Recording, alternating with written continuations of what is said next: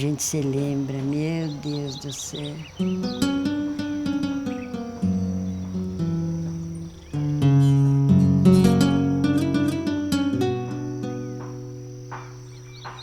Dezoito anos morei na estação aí. Esperava o trem vir, nós ia lá fora, ver o trem chegar, passar, né? Criançada, né?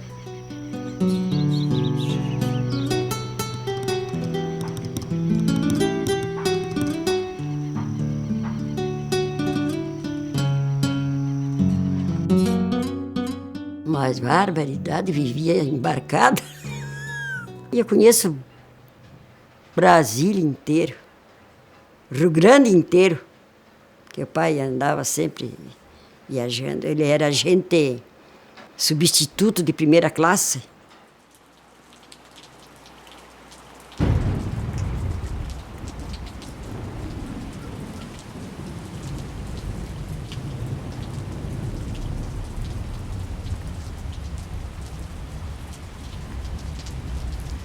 Tinha um movimento de trem, barbaridade.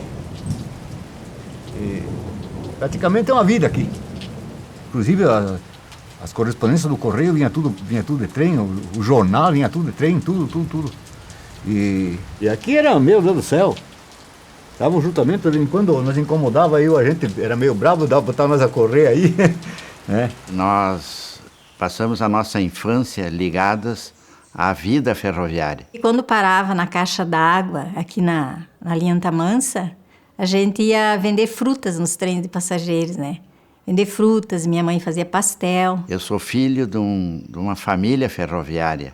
Vim para Marcelino Ramos, eu tinha nessa época 6 anos de idade. Meu pai era subagente dessa estação que nós estamos no momento.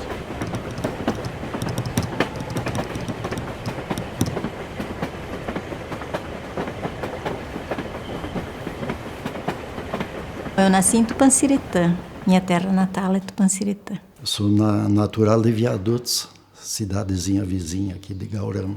Eu nasci numa estação ferroviária chamada Santa Brígida. A gente viajou muito, a gente se mudava praticamente a cada ano, 2 anos. A gente parava numa cidade, passava para outra. E meu pai exercia a função de ronda da ponte, né? Então ele colocava o relógio de despertar para andar com a lanterna nos trilhos, né, para sinalizar a chegada do trem. E eu comecei como trabalhador de linha. Quer dizer que trabalhava na linha, né? Nós era tal de tuco que chamavam, né? Nós cuidava a linha ali. Mudava os dormentos, mudava trilho. Fazer limpeza de bueiro, limpeza de valeta, roçada. Quando dava o acidente, aí não tinha hora para trabalhar. Vinham chamar lá em casa a hora que fosse, de madrugada ou com tempo que nem hoje, assim, nós tínhamos que ir. Prestar socorro, né? Desencarrilhava algum vagão, alguma coisa, uma barreira. Esse acidente, então, olha, aconteceu entre Gaurama e Erechim.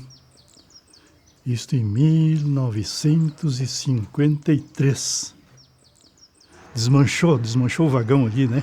A locomotiva ficou lá, quase pegou fogo. E quando não dava com chuvarada, com enchente, aí dava deslizamento e caía pedra e... Sabe como é? Aí tinha que limpar tudo, ajeitar, trabalhar abaixo da chuva ali. Os primeiros 10, 15 anos que eu trabalhei, né? Era um serviço muito forçado, viu? Era um serviço, pelo amor de Deus, olha, era um serviço que passava, às vezes, gente que conhecia nós aí, que passava a dizer, mas como é que vocês aguentam esse serviço aí, né? Que era um serviço pesado, nós trabalhava na base da força, né? Depois, agora, pro fim, melhorou, porque já tinha maquinário para trabalhar, né? De primeiro era só serviço pesado mesmo.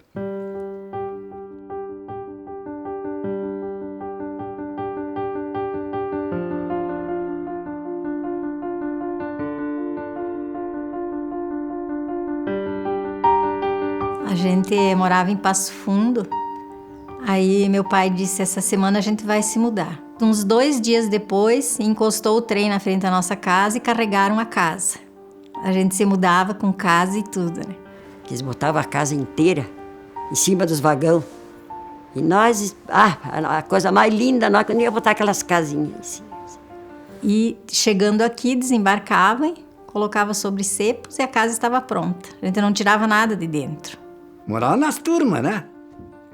Na beira da linha.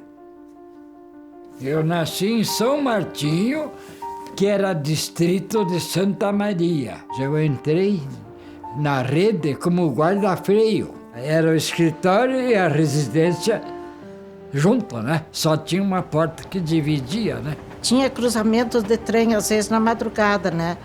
Ele, às vezes, passava 2, 3 noites sem dormir. E eu tinha medo que, às vezes, ele dormisse ou tropeçasse de noite no escuro, né? Caísse. Então, eu ficava ali. Muitas noites eu passei atrás da porta do escritório. Essa linha aqui teve muito movimento, muito mesmo. Vinha tudo de São Paulo, passava tudo por aqui, né? A indicação era não andar de roupa boa, porque a fuligem e a chispa da Maria Fumaça podia entrar pela janela do vagão e queimar a roupa. Pela ferrovia São Paulo-Rio Grande, era o único ponto viável de saída e chegada de passageiros, de tropas, de movimentação econômica do Rio Grande do Sul para o centro do país. A atividade ferroviária aqui na estação de Marcelino Ramos era febril. Principalmente quando se atendia os trens passageiros, né? Que haviam os trens noturnos, os trens mistos e os trens de carga. Também passava por aqui o misterioso trem internacional, que era um transporte seletivo com características de um encantamento. O trem internacional ele saía de Montevidéu para chegar até a capital brasileira, o Rio de Janeiro. Nossa linha aqui, né? Ela é muito diferente, muito difícil de trabalhar, que nem uma linha da fronteira lá, né? Nós teria lá curvas com raio 1000, 2000 e tanto lá, né? Quando temos aqui curvas com raio 100, raio 110, né? É uma curva muito fechada, né? Era assustador trabalhar.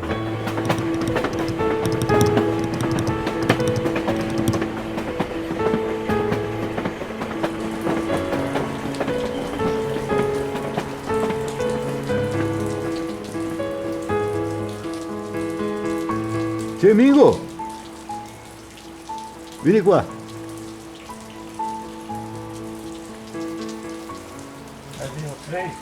Sim. Boa tarde. Senta aí que o rapaz quer fazer umas perguntas aí. Quando o vinha o tempo passageiro, quanta gente juntava aqui na estação? Ah, enchia aqui de gente. Enchia de gente desde lá no fundo até... E o trem do circo que passava aí, tchê. Quando descia sim, o trem do circo, e o trem do circo, todo mundo corria aqui. Era cheio de bicho em cima da não sei de onde que vinha aquele bicho com aquele pescoço comprido. Aquele outro que tem uma guampa na frente do nariz, assim. Mas, tchê, um dia ele encostou aqui, parou aqui, deu cruzamento. Mas ia daqui lá no fundo aqueles bichareiros. Aqui era o centro do pessoal, se reuniam. Não tinha outro lugar. De noite, quando o noturno atrasava a maioria das vezes, se reunia toda a rapaziada, as gurias e tudo, para ver o trem cruzar. E agora dá uma tristeza de ver isso aí tudo agora não tem mais nada, acabou. E foi tudo.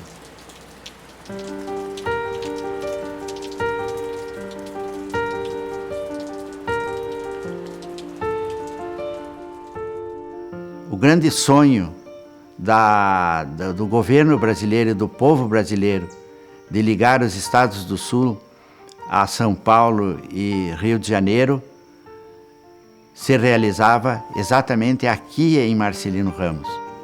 O sul do Brasil tinha um plano de ferrovias colonizadoras, ferrovias de penetração, de integração, todas elas saindo das regiões portuárias em direção ao interior, ou do interior para os portos, porque eram ferrovias construídas para o escoamento de produção. Eram ferrovias no sentido horizontal no mapa. E quando o governo se despertou que precisava ter um ponto, um meio de transporte um pouco mais rápido para ligar a capital do país, Rio de Janeiro, com as suas províncias mais distantes, a necessidade estratégica indicou que a ligação para o sul era prioritária. Você tem aqui o mapa do sul do Brasil, integrado ao Cone Sul, onde você tem aqui Buenos Aires, Montevidéu, Porto Alegre. A estrada de ferro subia a Santa Maria, vinha a Passo Fundo, Marcelino Ramos, cortava o território contestado, Portunhão, Ponta Grossa, tinha um ramal para Curitiba, Paranaguá, e até chegar em São Paulo, de São Paulo ao Rio de Janeiro.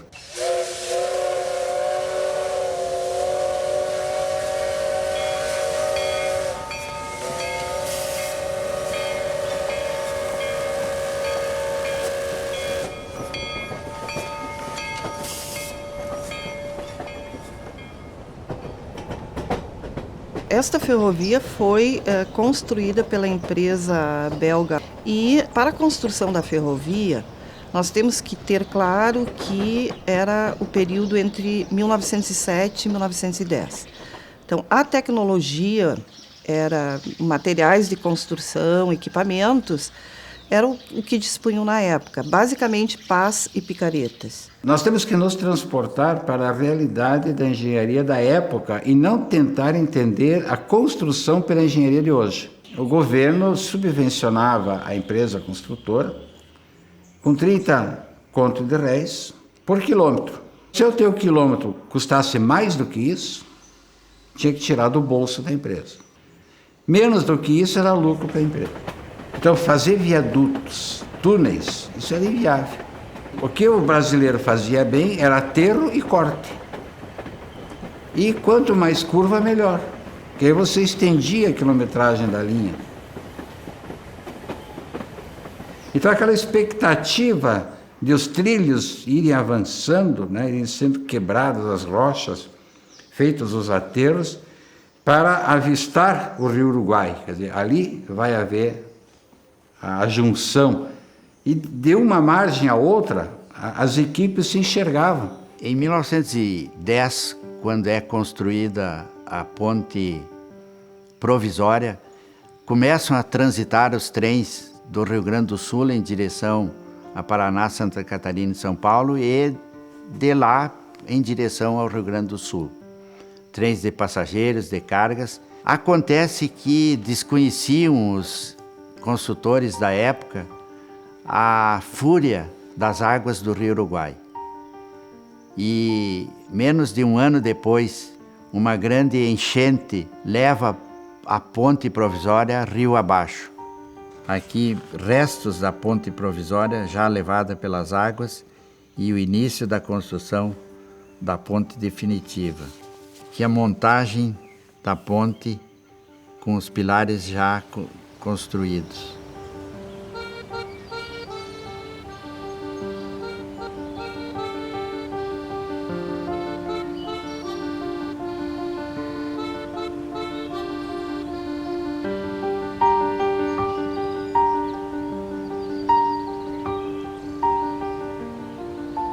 Foram 2 anos e pouco de trabalho, intenso, trabalho árduo.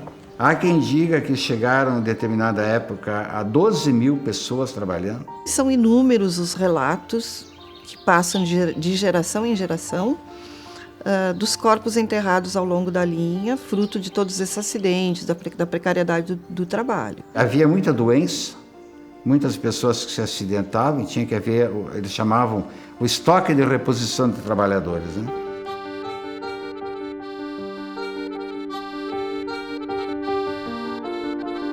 Na cabeceira do viaduto da via férrea, sob o rio Antamansa, surgiu uma luz vermelha. Essa bola de fogo, como as pessoas costumavam chamar, atravessava lentamente a ponte, ora subindo, ora descendo. Muita gente acreditava ser alguma alma penada dos coitados que morreram durante a construção do viaduto.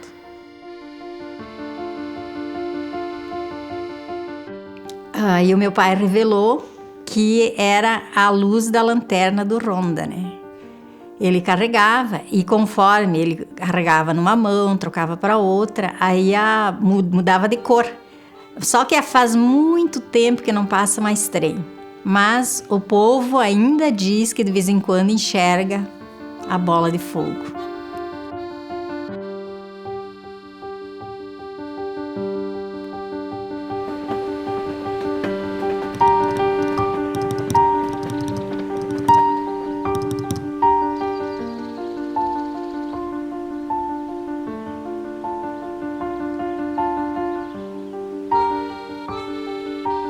nós estamos diante da estação ferroviária de Gaurama, que teve como primeiro nome Estação Barro. A história do nosso município, a história da nossa região tem estreita ligação com a ferrovia, uma vez que foi a partir da chegada dela que começaram a desembarcar nas estações os imigrantes oriundos de diferentes países da Europa e também oriundos das colônias velhas. A Estação Barro centralizou a venda de terras porque aqui nós tivemos duas formas de colonização. A colonização pública, através da Comissão de Terras, e a colonização privada, através da Companhia Colonizadora Lucy Rose. De Cutiporã para cá, eles vieram, a maioria deles vieram a cavalo ou com bluacas, com 4, 5 cavalos que eles tinham lá, para trazer a mudança. Levaram uma semana. E de Passo Fundo até Gaurama, vieram pelo trem Maria Fumaça. E de Gaurama, então, foram orientados pela empresa Lucerosa, aqui através do Moinho Sirena, a linha Santo Antônio, e de cá foram trazidas as famílias para se localizar cada uma no seu lugar, já previamente delimitado. Era uma preocupação muito grande, tanto da Itália para o Brasil, como do Brasil, da Cutiporã para cá, deixar os parentes mais ou menos juntos para um se ajudar ao outro, porque a necessidade era grande e um precisava da ajuda do outro. Era um coleguismo, uma amizade tão grande que era uma verdadeira família. É onde então começa o êxodo, porque já nesse tempo esses egressos das colônias velhas estão chegando aqui ao Alto Uruguai. E esses colonos que vêm ocupar esta região do norte, nordeste e noroeste do Rio Grande do Sul também necessitam de mais terras. E aí é o momento em que o oeste de Santa Catarina abre suas portas para a colonização. E o que é interessante, então, nesse momento é que o único ponto de ligação entre o Rio Grande do Sul e Santa Catarina é Marcelino Ramos. Este quadro aqui, dá para distinguir a Nona Lice. Vocês conheceram a Nona Lice, o Batista de Geroni, e aqui o Olavo de Geroni. Esse aqui é o Cocoloto. Este é o João Cocoloto, que morava aqui no fundo, diante da linha. E aqui tinha o padre franciscano que veio aqui nesta capela para a primeira comunhão, pelo que consta aqui na foto. Essa é a primeira comunhão.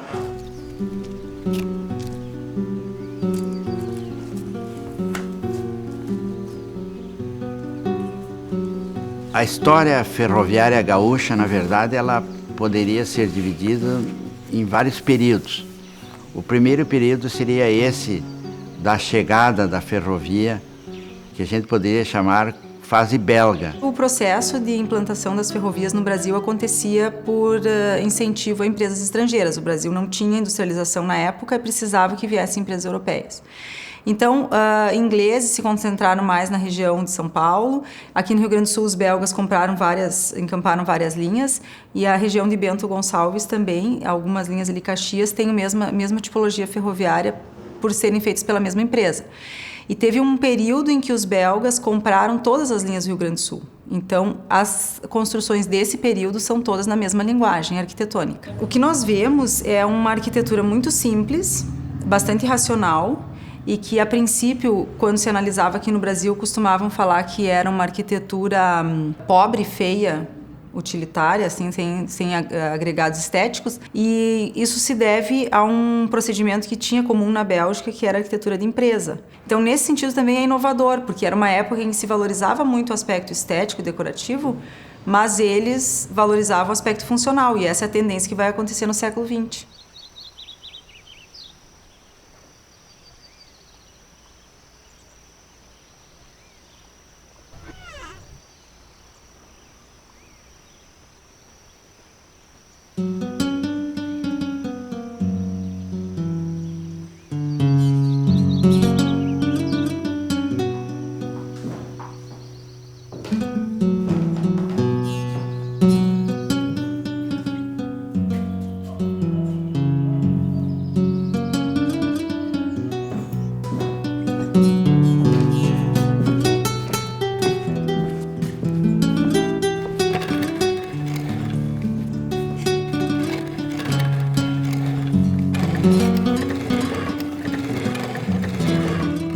Em 1930, a Revolução Getulista, onde a estrada de ferro ela vai ser um instrumento de transporte da sublevação dos revolucionários. E nesta foto nós temos as tropas de Getúlio Vargas transitando por Marcelino Ramos. Aqui nós vemos Getúlio conversando com João Neves da Fontoura, aqui na estação ferroviária de Marcelino Ramos. O ritual da passagem do Getúlio Vargas era, de fato, uma espécie de um evento festivo, porque a comunidade toda de então mobilizava-se, vinham até a estação, onde o Getúlio Vargas fazia uma parada, fazia um discurso e alguém, uma moça, uma menina da comunidade, entregava flores a ele. Madre Silva. Essa flor que dei pro Getúlio. Ele pegou as flores e botou no braço e me abraçou bem, até as flores amassou um pouco. Simpático, bem simpático, baixote e uma capa. Daí ele botou a capa para cima, tinha 2 listas, verde e amarela. Sabe aquelas capas espanholas? Tu conhece, né? Daí eu saí ali, ficar conversando com o Getúlio, nem tinha assunto mesmo. E um detalhe muito curioso é que os telégrafos das estações ferroviárias serviam de meio de comunicação das tropas que circulavam com o Comando Central em Porto Alegre. Chegaremos hoje em Marcelino Ramos, vírgula, onde pernoitaremos, ponto. Peço transmitir notícias, marcha, acontecimentos, ponto. Abraços, Getúlio Vargas. Telegrafista não é todas as pessoas que conseguem exercer a função, aprender, não é? O trabalho todo de transmissão e recepção é de ouvido, pelo som. Eu me defendia, não era totalmente um bom telegrafista, mas me defendia.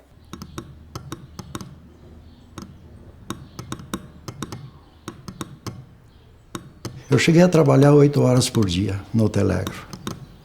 Só que eu chegava em casa, às vezes, em vez de entrar na porta, eu entrava na janela, como se diz, né? De tão tonto que ficava.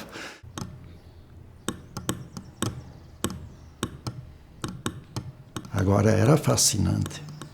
Então, era transmitido as ordens de serviço, eram transmitidas alterações. Mensagem, ou licenciamento de trem, ou uma ordem de serviço.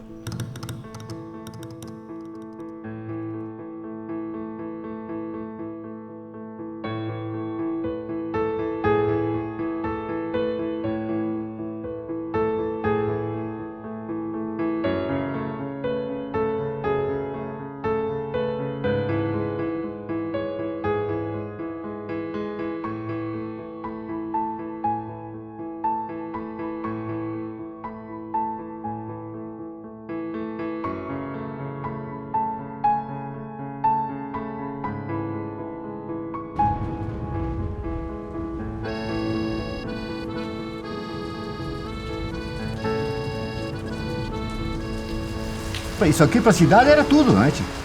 E é que imaginava que hoje isso aqui tá desse jeito, tio. O movimento que tinha, aquelas Maria Fumaça, tinha aquelas 800 que parecia uma rainha aí. A nossa comunidade vivia segura de que a atividade ferroviária duraria para toda a vida. Samaia Azul, que eles chamam, que é desses 3 estados, ele desativou tudo. E o desemprego que deu. Eu sinto uma indignação muito grande ao ver que parte da história do nosso país está sendo sucateada. Mas, principalmente, o fato de que um elemento fundamental da constituição da história de Igaurama, da história de Viadutos e da história de Marcelino Ramos foi criminosamente abandonado. O patrimônio arquitetônico ferroviário, ele é um tema muito novo. Tá?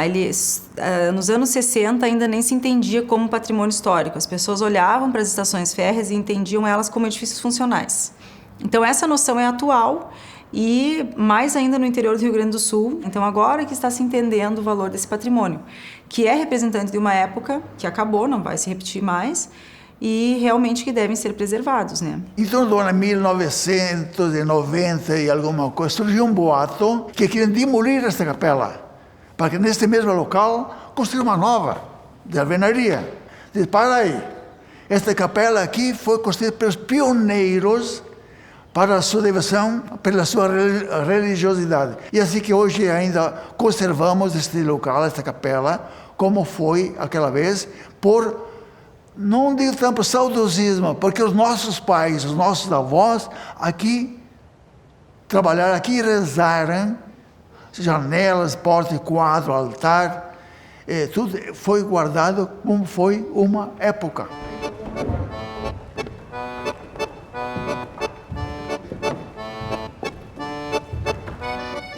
Quem não tem história, daqui a pouco desaparece tudo e não se ouve mais falar nada.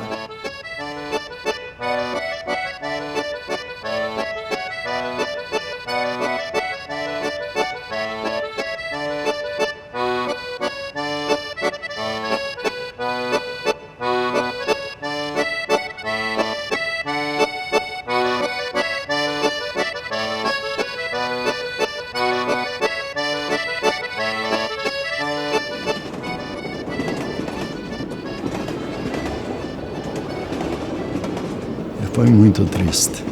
Era um trem misto e aquelas pessoas que trabalhavam no trem assim de cabeça baixa, aquele trem indo, sumindo, ficando pequeno e sumiu nunca mais, né? Nós achava que não ia terminar. E privatizaram, eu achava de certo. Eu, na minha cabeça, assim, né? E as pessoas na época não tinham certeza, achavam que aquilo não era verdadeiro, né? Depois, um certo dia, caiu a ficha e o tempo passou e só... Você foi mesmo, nunca mais. Sim, e terminou tudo. Você foi. Mas a gente guarda ainda muita recordação e muita amizade.